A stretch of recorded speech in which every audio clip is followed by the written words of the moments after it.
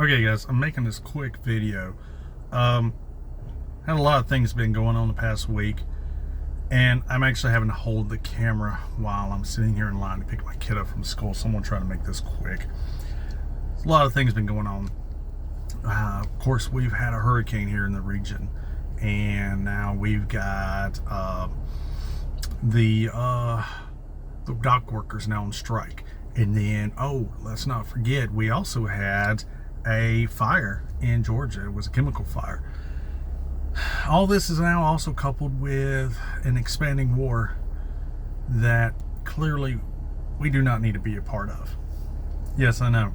As a veteran, it's crazy to hear me say that, but it is true. So, what's all to say about all this? Well, we as a people, and as I've been saying 100 times, we need to be, you need to be able to be prepared to deal with whatever life throws at you. Now, I'm not going to be able to say that you can't stop things. This isn't doomsday preppers. This is reality. And, of course, there's just no possible way to deal with this. So, there is things that you can do to minimize the damage done. You know, there's things that can be done that can minimize the effects things have on you. And so I made some notes, and I'm going to try to read off on them while I'm also sitting here in this line, this slow moving line. Most important thing you can do is you can be prepared. I'm not talking about being prepared like running around with a full kit in your car with an AR, you know, full battle rattle. I'm talking about being realistic. Your vehicle needs to be at top level performance. You know, rather than buying that new Gucci Glock that's out, or whatever red dot that you want, maybe you probably should put that money towards getting good tires, or maybe you got a check engine light that's having some problems. That might be something you need to look at. You know, you do not need your vehicle shit in the bed at the worst possible minute. And the truth of the matter is your vehicle is probably the most important tool that you have. Yes, I know they say vehicles depreciate in value, and I do agree. However, that being said, your vehicle is your most important tool you own, so you probably should take care of it. Making sure the oil's changed, making sure that it's getting the necessary upgrades and upkeep to keep it running at top efficiency is probably more important at being, you know, prepared than doing some crazy, you know, wild prepper type stuff. And, you know, of course, be realistic. You're not going to be able to do any, I don't know. You're not going to be able to go out and like prepare like building a doomsday prepper thing, bomb shelter. Be realistic on your approach. You know, you're not going to be able to stop something. No one in Asheville, North Carolina was going to be able to be prepared for what happened. And this is not going to make you be able to stop it. It's just going to be able to help you minimize the damage or minimize the effects it has if you have a way to self-rescue. Which brings me to the second thing. Train with the gear you have. Don't go out there and be like, well, I have to have a Spirit System micro chest rig because that's what the dude on IG says I need.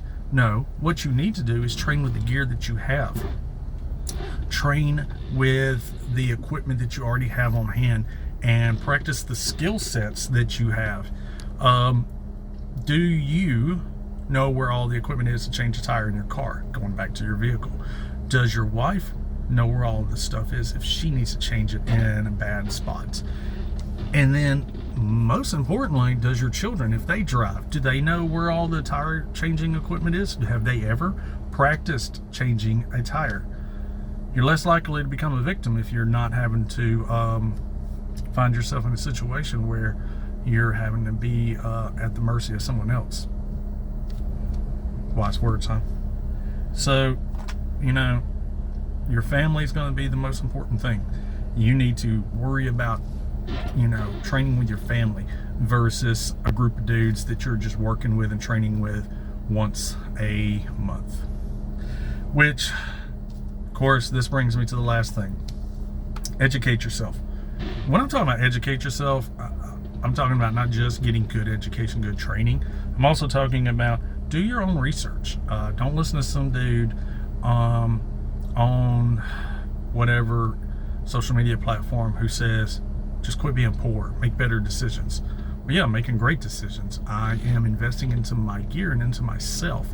That's the most important thing, rather than worrying about buying the new coolest chest rig. And be informed. You know, when you educate yourself and you do your own research, make sure you are informed to make the best decision that you can for your circumstance, for your reasoning. And of course, be rational. Being rational meaning do not like panic. I mean, yeah, obviously a lot of stuff literally happening, and clearly with another storm coming through, it may or may not be another incident like what just happened. But you need to be rational and approach things from a be rational about whatever you're going to do. Approach things in a realistic, common sense mindset. And so, wrapping this up, because I'm actually coming around to pick my kids up, one of the final things I want to say is get your training you need. Be prepared. Get out there. Use your gear. If you want to do some training, I love training. Get with me. I will love to train with you guys. And with that, guys, last thing, always be ready.